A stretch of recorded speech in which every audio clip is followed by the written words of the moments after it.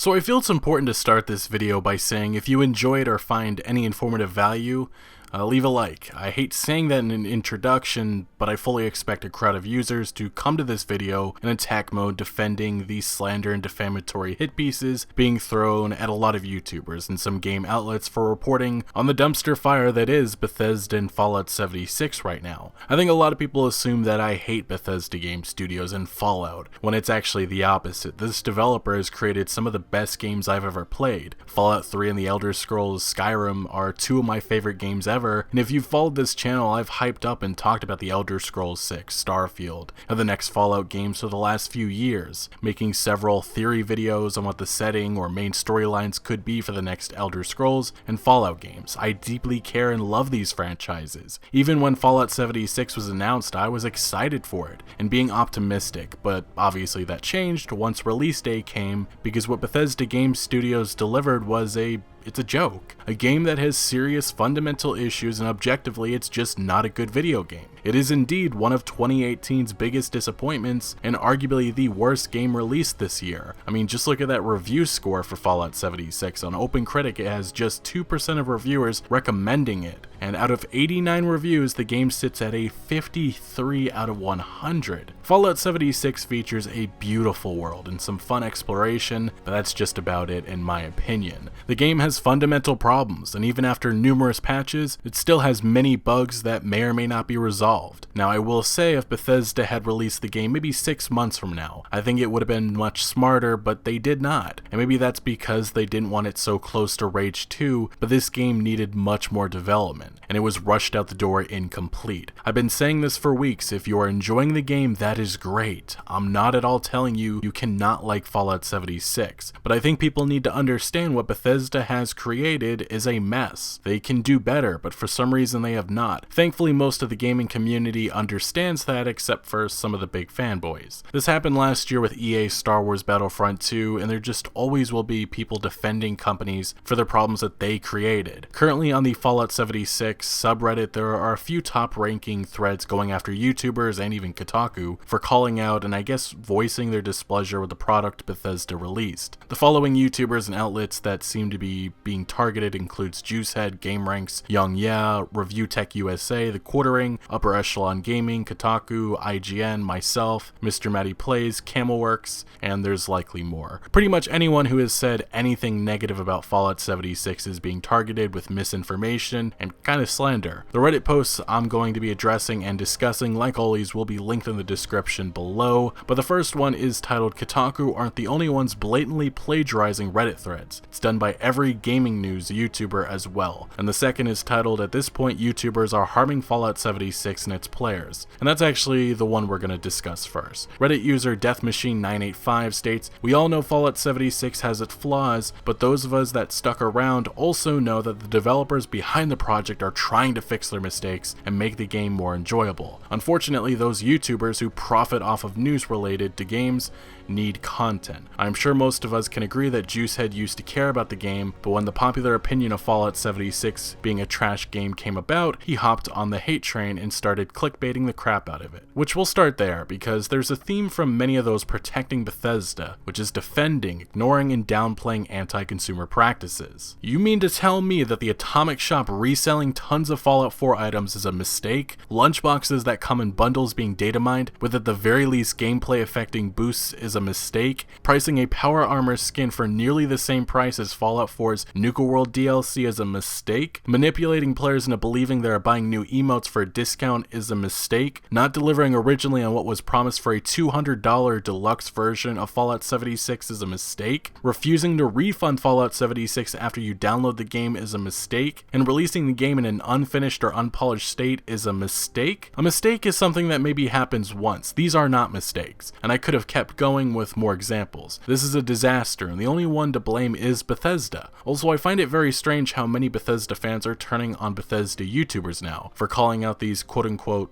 mistakes. I would actually say their videos and opinions are needed to ensure game publishers understand that this is unacceptable. Anyway, getting back to the rest of this post, it seems this user talks about the effect of YouTubers hating on Fallout 76. For other users making fun or attacking anyone who actually enjoys the game, they bring up an example of a YouTuber Juicehead who made a video questioning if this will go free to play, and I guess this user was made fun of in a game lobby as someone told them, "You wasted your money because Bethesda is making it free to play," and I guess the assumption is that this video is responsible for creating this rumor, although I personally have seen this rumor lingering around for a few weeks now. Anyway, this user ends their post saying, "So to all the YouTubers who have read this, and I know you are reading stuff from the subreddit because you really want that sweet clickbait juice, please shut the F up and let us enjoy our game. With love, someone who actually gives a damn about this game and its player base. Hashtag I am filthy, casual, and proud." Look, this goes back to the Star Wars Battlefront 2 mess, and I do not understand this blame game on anybody except for the developer/publisher. If you feel the videos come off clickbaity, that's understandable. But this example is flawed, as this is guessing one video was responsible for a free-to-play rumor. Anyway, I certainly condemn anyone hating on someone for just enjoying Fallout 76. That's stupid. But I also won't just shut up when a publisher actively every other day is involved in a new controversy. Now the next post, which at the moment has more support and upvotes, is the one I really want to talk about, because it's the one packing the most punch and featuring the most misinformation. Reddit user Crappy Posts Ahoy writes, "Any and all coverage of the game that doesn't come fresh from Bethesda themselves or from the hand/mouth of the player actively experiencing something themselves is blatantly ripped off. YouTubers like Juicehead, The Quartering, Young Yeah, Upper Echelon Games, Review Tech USA, and the list goes on and on, all see top voted posts here on Reddit, and then that is the material for whatever hate-mongering video they make next." And again, are we just going to ignore the anti-consumer practices Bethesda has done? Is this one of those situations where I'm supposed to turn a blind eye to what's happening here, which is similar to what EA has done for the last number of years? I mean, if you don't want to see hate-mongering videos, tell Bethesda to stop screwing up so much. But let's continue. This user next says, "They either film themselves talking in their studio or they play looped footage of themselves failing to even one-shot level 6 Scorched, because they use old footage as they don't even play the game themselves. All of their talking points are ripped straight from the content of these posts, or they literally just read off what is written in these threads. The worst part is they aren't even liable like Kotaku." Here's the start of the misinformation. So this user is criticizing YouTubers' ability to play the game with zero evidence, and then saying that I don't play the game, which again comes with zero evidence, as I actually do, and after each of these patches I've jumped on, checking out the changes, and played it for a little bit. But then they point out the data breach that happened on Bethesda's website, and point out that a few YouTubers made it seem like thousands were affected when it turned out to be only 65. They use my video description as evidence of me quote-unquote creating unsubstantiated claims when I said tons were affected, which I don't care what the fuck you say. If it was one person or 1,000, it should not have happened, period. And if this user had bothered to pay attention, he would know my next video I state Bethesda's follow-up statement, which tried downplaying this. But they proceed after listing these videos off by saying, "These are just a few of the ones I bothered posting, as a simple YouTube search of Bethesda leak shows all of these videos. None of them update their description boxes or make new sticky comments about new information, because they aren't here to tell you the news. They're here to cause further outrage and to make as much money as they can off that outrage." Which I again did address this updated reply on Twitter and on YouTube, but I personally don't think it changes this story at all. A data breach happened and a ton of people were affected. Now the rest of this post accuses the Quartering of being alt-right. They then say YouTubers and Kotaku were being misleading, creating fake outrage, stealing Reddit threads, and then this user's last touch is telling people to stop supporting this content. I can't speak for other YouTubers, but I do find it weird this plagiarism accusation being thrown around, because I always state where the information is coming from, and I almost always link Reddit posts in the description. Additionally, if I ever include a Reddit post, it's to discuss and give my opinions on the information and claims being made. It's not just reading a post. I think many of these people don't understand what plagiarism really is, which I will say is quite concerning. Now unfortunately, these threads, and there are a few more, have spawned a lot of attacks on really any YouTuber who has painted Fallout 76 in a negative picture. Let's go through some of these comments about myself and others. The first comment we have is about Juicehead, and he seems to be the one being targeted a lot in these threads. Lord Gustav22 says, "I've lost all respect for Juicehead. He openly says he doesn't like 76, then milks it for views." I mean, he is a Fallout channel. Before the game came out, he was uploading videos daily on 76 News everyone already knew, and that's subjective as a lot of people don't circle around for Bethesda news. They wait for YouTubers or gaming outlets to deliver news. They don't just go around subreddit to subreddit finding these breakdowns. So I hate when people say that everybody already knew this. No, maybe you did, but the majority didn't. Anyway, this user continues, or that he already covered and he still leeches off of it even though he hates the game. Well, he's a Fallout channel discussing Fallout, so I don't see the issue with that. He's going to report on it, hopefully it will improve with time, and maybe he'll even make an update video saying he actually likes the game. Now the next comment we have is one that I personally find absolutely hilarious. Greg Cott says, Mr. Matty Plays, or Matty, just has a hate hard-on for anything Bethesda since they did God knows what to him. Seriously, does somebody know? And I just find this bizarre because Mr. Matty Plays is one of the biggest Bethesda fans on YouTube, probably arguably the biggest Bethesda fan, and saying that he has a hate hard-on for Bethesda, that's something. And then below that, Camelworks, Camel went that way too when it was obvious it worked. Let's tune in and see what we should be angry about this time. But hey, it's their business to get clicks, and that gets the clicks for some reason. And I just do not understand this. Can YouTubers or people not like Fallout 76? There are definitely a ton of problems here. These are Bethesda's biggest fans. Why would they openly come out and hate it just for clicks? That's not how this works. People are just giving their honest opinions. I think a lot of people do not like this game, and I think a lot of these Bethesda fans can't come to terms with that. But moving on to our next comment coming from It's6, he says, I used to enjoy Young Yeah, but his endless clickbait and unsubstantiated videos are just getting out of hand. He's basically just an outlet of rumors and whining at this point. And then he goes on to complain about YouTubers reading Reddit, which is kind of ironic since I'm doing that right now. And he also says many YouTubers don't actually play the game and are just doing lazy reporting, which I would call that an unsubstantiated claim. But yeah, saying this about Young Yeah, one of the best gaming channels in my opinion on YouTube, I find that bizarre, and I think that some people just really don't want to hear anybody say anything negative about Bethesda and Fallout 76, trying to downplay the issues and ignore them, and target, I guess, some of the best gaming channels on the platform just because their opinion doesn't align with theirs.